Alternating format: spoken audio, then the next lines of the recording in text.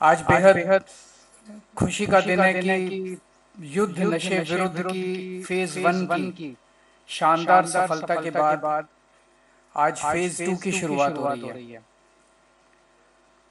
पिछले साल आज से लगभग 10 महीने पहले 1 मार्च 2025 को फेज वन की शुरुआत हुई थी। जिस साफ नियत, मेहनत और शानदारी तरीके से फेज वन को किया गया, लागू किया गया, इस तरह से नशे के खिलाफ युद्ध पंजाब तो क्या पूरे देश में किसी भी राज्य में नशे के विरुद्ध युद्ध कभी नहीं किया गया। ऐसा नहीं कि पूरे देश में केवल पंजाब में नशा बिकता है।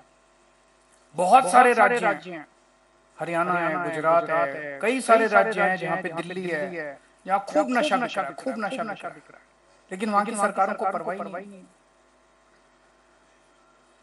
पंजाब के अंदर भी हमारे से पहले जब अकाली दल की सरकार थी, सबसे ज्यादा पंजाब की गली गली और घर घर के अंदर नशा उनके राज के दौरान, उनके शासन के दौरान घर घर पहुंचाया गया था। इतना ज्यादा पूरा पंजाब नशे में, उसी दौरान उड़ता पंजाब पिक्चर बनी थी। पूरे पंजाब का बच्चा बच्चा घर घर के अंदर नशा पहुंचने लगा था। उनके कई बड़े बड़े आगू नशा बेचने में शामिल थे। उसके बाद कैप्टन साहब ने सौं चुकी गुटका साहब की और बोले मैं 30 दिन में, पता नहीं 60 दिन में मैं नशा खत्म कर दूंगा। 5 साल उनकी सरकार चली, उन्होंने कुछ नहीं किया, झूठी सौं खाई उन्होंने। उसके बाद हमारी सरकार आई। हमें थोड़ा समय लगा क्योंकि इसकी सारी तैयारी करनी थी, लेकिन पिछले साल 1 मार्च के बाद जितनी शिद्दत के साथ, जितने हौसले के साथ हम लोगों ने नशे के खिलाफ कार्रवाई शुरू की। बहुत लोगों ने हमें कहा ये बड़े खतरनाक लोग हैं नशा बेचने वाले, ये बड़े बड़े गैंगस्टर हैं, नशा बेचने वाले तस्कर बहुत बड़े बदमाश हैं, गुंडे हैं, आपको, आपके परिवार को ये कर देंगे, वो कर देंगे। हमने कहा नहीं, हम जनता से वादा करके आए हैं, पंजाब को नशा मुक्त करेंगे, हमारे बच्चों को अच्छी भविष्य देंगे। और पिछले 1 साल के अंदर, 10 महीने के अंदर 28,000 केस दायर किए गए नशा तस्करों के खिलाफ। इतने बड़े स्तर के ऊपर पूरे देश में आजादी के बाद से 75 साल में किसी राज्य के अंदर इतने केस नहीं दायर किए गए। 28,000 केस। और ये फर्जी केस नहीं है। जब अदालत में ये केस गए,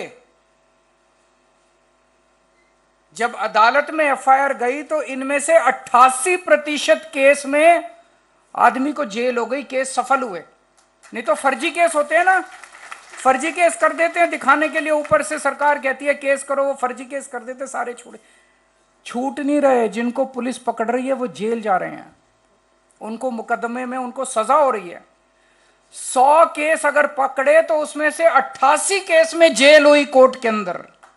28,000 केसेस में से जितने केस अभी तक कोर्ट में गए हैं, उसमें से 88% केसेस में जेल हुई है। लगभग 42,000 स्मगलर्स को पकड़ा गया।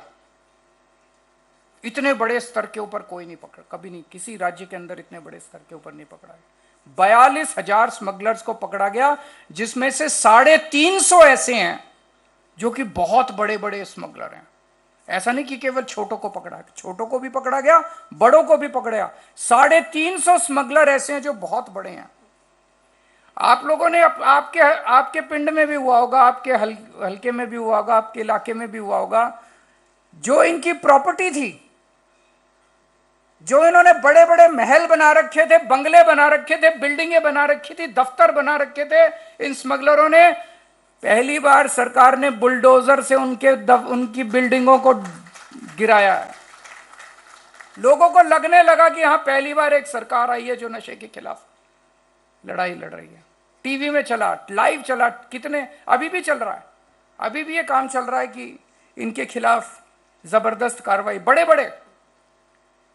और जो सबसे बड़ा, जिसके नाम पे पूरे पंजाब में पता है कि सबसे बड़ा कौन था तस्कर नशे का, कौन था,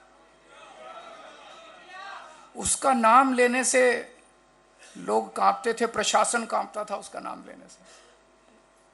उसको पकड़ के जेल में डाल दिया इस सरकार ने, आपकी सरकार।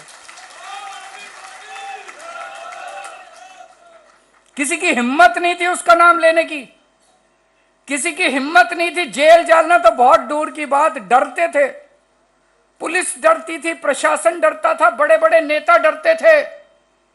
ये तो आम आदमी पार्टी की सरकार है जिसकी हिम्मत थी, जिसने हिम्मत करके उसको जेल में डाल दिया।